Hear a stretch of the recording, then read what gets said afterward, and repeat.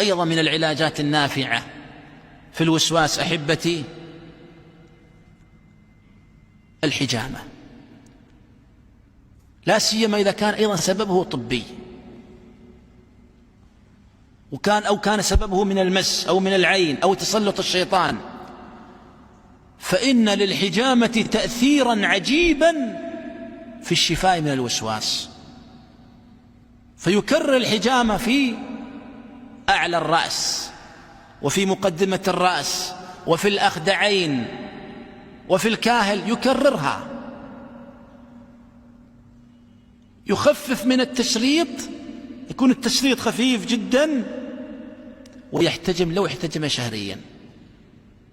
وبإذن الله، وقد شاهدت حالات كثيرة مع تكرار الحجامة بإذن الله يشفى من هذا الوسواس.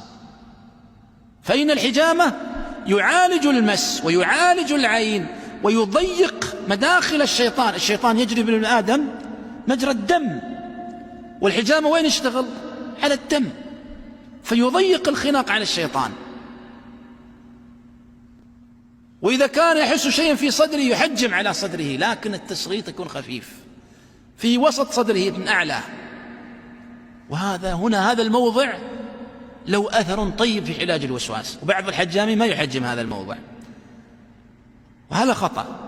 وإن كان ليس من المواضع الرئيسية، لكن هذا الموضع لعلاج الوسواس ليس أعلى المعدة، فما المعدة من فوق قليلا على العظمة، هذا الموضع يعالج الوسواس.